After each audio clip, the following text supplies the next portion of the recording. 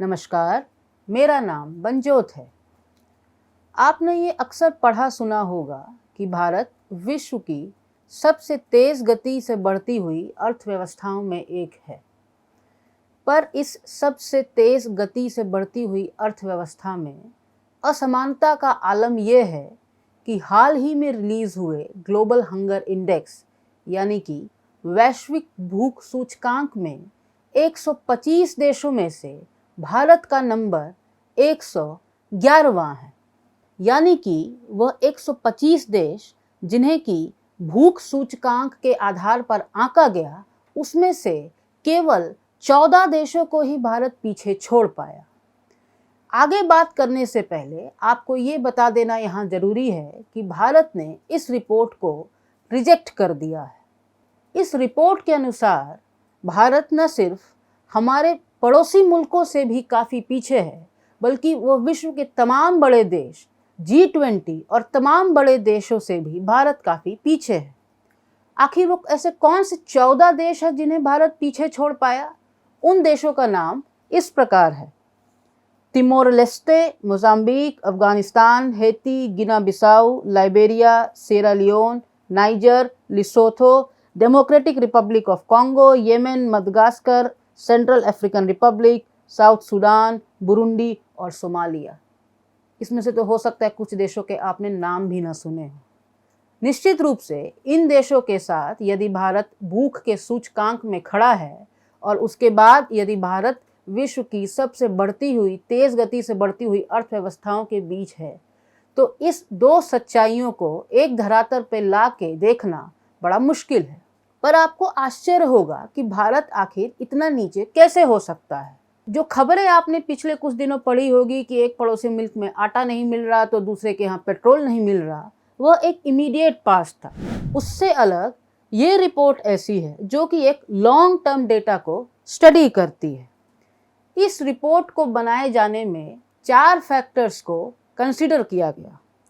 उसमें से एक था अंडर नरिशमेंट, यानी कि वैसे बच्चे और अडल्ट्स जो कि अंडर नरिश्ड हैं। दूसरा था चाइल्डहुड स्टंटिंग, यानी कि ऐसे बच्चे जो कि एज के हिसाब से जिनकी हाइट कम है। तीसरा था अंडर 5 चाइल्ड मोर्टालिटी, यानी कि वैसे बच्चे जो कि 5 साल की उम्र पूरा करते करते मौत का शिकार हो जाते हैं। और आखिरी था चाइल्डहुड वेस्टिंग, यानी कि ऐसे बच्चे जिनकी हाइट के हिसाब से उनकी वेट कम है। अब देखते हैं कि इन चारों पैरामीटर्स पर भारत ने कैसा परफॉर्म किया। सबसे पहले बात करते हैं चाइल्डहुड वेस्टिंग पर, यानी कि वैसे बच्चे जिनका वेट उनकी हाइट के हिसाब से कम है। स्वाभाविक रूप से ऐसे बच्चे बहुत ही पतले, बहुत ही दुर्बल होते हैं। उनको एक कालखंड के दौरान, एक निश्चित कालखंड के दौरान बहुत ही कम भोजन मिला होता है, जिसकी वजह से उनका फैट टिश्यू और मसल्स काफ़ी वीक हो जाते हैं या वेस्टेड हो जाते हैं। इसी वजह से उनका वेट उनकी हाइट के अनुसार नहीं होता है और ऐसे बच्चों को वेस्टिंग की कैटेगरी में रखा जाता है। वेस्टिंग को मैल न्यूट्रिशन यानी कि कुपोषण का सबसे एक्यूट फॉर्म कहा जाता है। इस तरह के बच्चों का इम्यून सिस्टम काफ़ी वीक होता है और वह बार बार बीमारियों का शिकार होते हैं। ग्लोबल हंगर इंडेक्स की रिपोर्ट के अनुसार भारत में 18.7% बच्चे वेस्टिंग की कैटेगरी में आते हैं।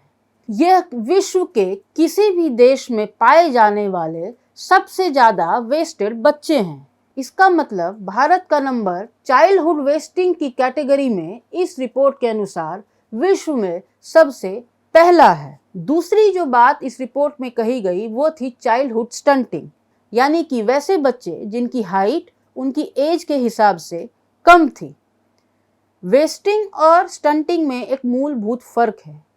वेस्टिंग अक्यूट फॉर्म ऑफ मैलनरिशमेंट है, यानी कि एक निश्चित कालखंड के दौरान बहुत ही कम बच्चों को खाना दिया गया। बच्चों को खाना जो दिया गया उसकी मात्रा बहुत कम थी।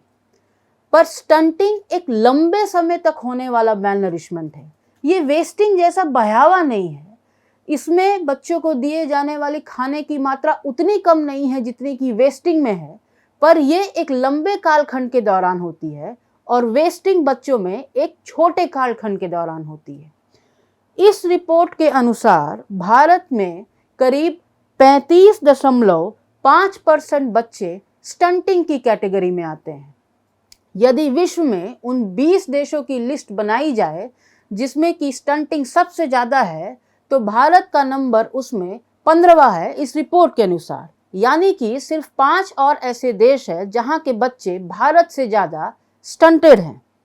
इसी तरह इस रिपोर्ट के अनुसार प्रपोर्शन ऑफ अंडर नरिशमेंट, यानी कि वैसे बच्चे और वैसे अडल्ट्स जिन्हें खाना तो मिलता है पर वो अंडर नरिश्ड हैं, उनका प्रतिशत 16 है। 16% बच्चे और अडल्ट्स भारत में इस रिपोर्ट के अनुसार अंडर नरिश्ड हैं। इसी प्रकार अंडर 5 मोर्टेलिटी, यानी कि वैसे बच्चे जो कि 5 साल से पहले ही मृत्यु का शिकार हो जाते हैं, उनका प्रतिशत 3 है।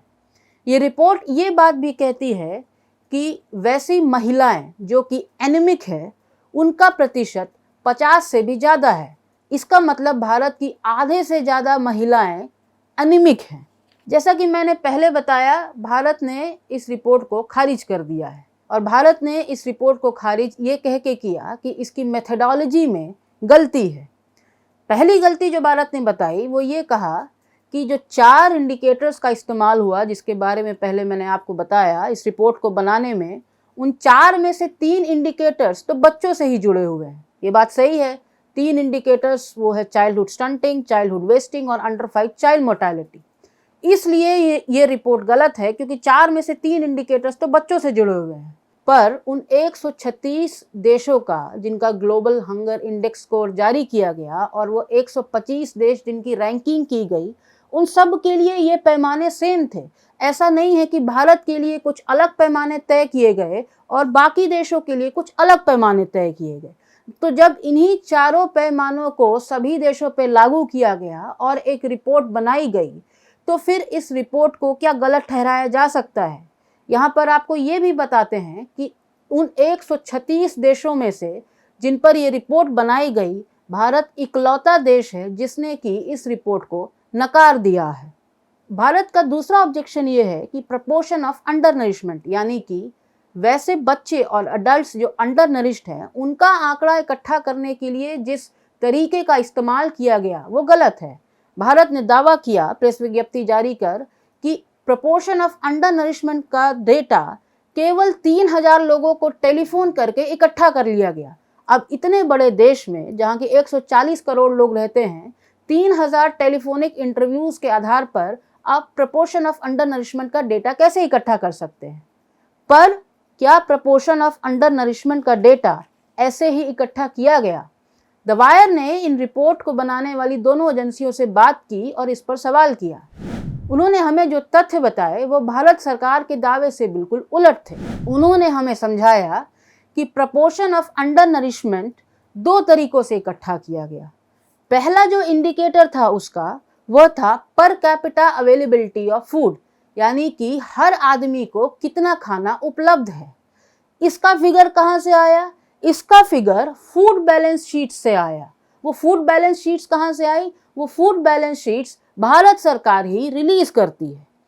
तो प्रपोर्शन ऑफ अंडर नरिशमेंट का एक criteria per capita food availability है जिसका डेटा भारत सरकार द्वारा ही लिया गया। इसी तरह प्रपोर्शन ऑफ अंडर नरिशमेंट का दूसरा criteria calorific requirement of population है, यानी कि भारत की जनता का कैलोरीफिक रिक्वायरमेंट कितना है। इसका फिगर कहाँ से कलेक्ट किया गया? इसका फिगर आइडियली कलेक्ट किया जाना चाहिए कंज्यूमर एक्सपेंडिचर सर्वे से। कंज्यूमर एक्सपेंडिचर सर्वे क्या है? कंज्यूमर एक्सपेंडिचर सर्वे सरकार कराती है जिससे कि ये पता चलता है कि एक कंज्यूमर फूड और नॉन फूड, यानी कि खाने और दूसरी चीज़ों पर कितना पैसा खर्च कर रहा है, कितना एक्सपेंडिचर कर रहा है। अब कंज्यूमर एक्सपेंडिचर सर्वे का आखिरी डेटा 2011 में आया था। 2017-18 में जो कंज्यूमर एक्सपेंडिचर सर्वे बना, उसके आंकड़ों के रिलीज पर भारत सरकार ने रोक लगा दी और वह आंकड़ा आज तक रिलीज नहीं हुआ।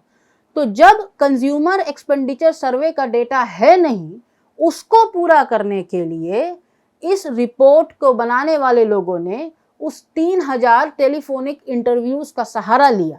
पर ये 3000 टेलीफोनिक इंटरव्यूज भी कब हुए थे? ये 3000 टेलीफोनिक इंटरव्यूज का डेटा एक दूसरी रिपोर्ट सोफी 2023 जिसे कि यूनिसेफ और दूसरे एजेंसीज ने बनाया था, उन्होंने कलेक्ट किया था। सोफी रिपोर्ट ने ये डेटा बनाते टाइम कई देशों में 1000 का सैंपल साइज केवल चूज किया था, पर भारत की जनसंख्या को देखते हुए यहाँ पे 3000 किया गया। ग्लोबल हंगर इंडेक्स जारी करने वाली एजेंसियों ने हमें यह भी बताया कि ग्लोबल हंगर इंडेक्स की रिपोर्ट कई फैक्टर्स के आधार पर बनी, जिसमें से प्रपोर्शन ऑफ अंडर नरिशमेंट मात्र एक फैक्टर था। उस प्रपोर्शन ऑफ अंडर नरिशमेंट के भी 2 सब फैक्टर्स थे, जिसमें से एक का डेटा 3000 लोगों के इंटरव्यू से इकट्ठा किया गया। तो क्या एक फैक्टर और उसके एक सब फैक्टर के आधार पर पूरी की पूरी रिपोर्ट को खारिज किया जा सकता है? ये सवाल आपके और हमारे सबके सामने है। इसके अलावा भारत ने कई और ऑब्जेक्शन रेज किए। भारत ने कहा कि अंडर 5 चाइल्ड मोर्टेलिटी, जिसका फिगर भी इस रिपोर्ट में है, उसका आधार केवल भूख नहीं हो सकता। यानी भारत का ये कहना था कि भूख के आधार पे बच्चों की मौत नहीं होती। ये समझना थोड़ा कठिन है। इस पे कई सारा साइंटिफिक एविडेंस उपलब्ध है कि भूख बच्चों की मौत का कारण है। WHO भी ये कहता है कि 45% अंडर 5 चाइल्ड मोर्टेलिटी, यानी कि ऐसे बच्चे जिनकी 5 साल के भीतर मृत्यु हो जाती है, 45% ऐसे बच्चों का कारण भूख ही है। इसी तरह भारत ने कहा कि ये रिपोर्ट कहती है कि 18.7% बच्चे वेस्टिंग की कैटेगरी में आते हैं, पर भारत सरकार का अपना एक पोषण ट्रैकर कहता है कि केवल 7.3% बच्चे ही वेस्टिंग की कैटेगरी में आते हैं। पर यहाँ पे आपको एक चीज़ ज़रूर बता देते हैं कि भारत सरकार द्वारा ही जारी किए गए एक दूसरी रिपोर्ट, जैसे कि national family health survey NFHS 5 कहते हैं, उसके अनुसार लगभग 19% बच्चे वेस्टिंग की कैटेगरी में आते हैं। तो NFHS 5 जो कि भारत सरकार का डेटा है, वो कहता है कि लगभग 19% बच्चे वेस्टिंग की कैटेगरी में आते हैं, और ये रिपोर्ट भी कह रही है कि लगभग 18% बच्चे वेस्टिंग की कैटेगरी में आते हैं। पर भारत कहता है कि ये वेस्टिंग का डेटा गलत है। ग्लोबल हंगर इंडेक्स कोई पहली रिपोर्ट नहीं थी जो कि भारत में भूख की एक बड़े एपिडेमिक की तरफ इशारा कर रही थी। इसके पहले भी ग्लोबल हंगर इंडेक्स की रिपोर्ट्स आती रही और वो कुछ इसी तरह की एक पिक्चर दिखाती रही। पिछले कई सालों से भारत ग्लोबल हंगर इंडेक्स की रिपोर्ट्स को नकारता रहा है, जैसे इस बार नकार दिया। आज से कुछ साल पहले जब मनमोहन सिंह प्रधानमंत्री थे, तब एक और रिपोर्ट आई थी जिसका नाम हंगामा सर्वे था। उसने भी भारत में भूख की एक बड़ी बीमारी की तरफ इशारा किया था। तब मनमोहन सिंह सरकार ने इसे मैटर ऑफ नेशनल शेम, यानी कि राष्ट्र के लिए एक शर्म की बात करार दिया था। पर उसके उलट अब जब इस तरह की रिपोर्ट्स आती हैं तो भारत सरकार उन्हें सिरे से खारिज कर देती है। आज से कुछ समय पहले एक और सोफी रिपोर्ट आई थी जिसका मैंने आप सभी थोड़ी देर पहले जिक्र किया। उस सोफी रिपोर्ट को UN की कई एजेंसीज ने मिलकर बनाया था। उस सोफी रिपोर्ट के अनुसार भी भारत में 74% लोग एक हेल्दी डाइट को अफोर्ड नहीं कर सकते। ये आपके लिए और मेरे लिए मानना मुश्किल हो सकता है, क्योंकि जब आप अपने आसपास देखते हैं तो हो सकता है आपको ऐसा नहीं लगता हो, पर फिर आपको यहाँ ये समझाना जरूरी है कि ये लॉन्ग टर्म रिपोर्ट्स होती हैं जो कि एक लंबे कालखंड को स्टडी करती हैं। इसी तरह एक और रिपोर्ट जो कि यूनिसेफ, WHO और वर्ल्ड बैंक ने मिलकर बनाई थी और अभी कुछ महीने पहले ही जारी की थी, उसने भी भारत में बच्चों के मेल न्यूट्रिशन पर एक बड़ी चिंता जताई थी।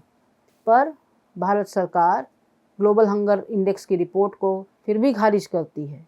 और यहाँ पे आपको एक बार ये फिर बता देते हैं कि उन 136 देशों पर जिन पर ग्लोबल हंगर इंडेक्स की रिपोर्ट आई, भारत इकलौता देश है जिसने कि इसके मेथडोलॉजी पर कई तरह के सवाल उठाए। इस पर द वायर ने एक डिटेल्ड रिपोर्ट अंग्रेज़ी में प्रकाशित की। उसका लिंक आपको डिस्क्रिप्शन बॉक्स में साझा किया जा रहा है। द वायर के और वीडियोस देखने के लिए सब्सक्राइब करें और बेल आइकन पर क्लिक करें। स्वतंत्र पत्रकारिता की आर्थिक मदद करने के लिए डिस्क्रिप्शन में दिए गए लिंक पर जाएं और अपनी राशि चुनें।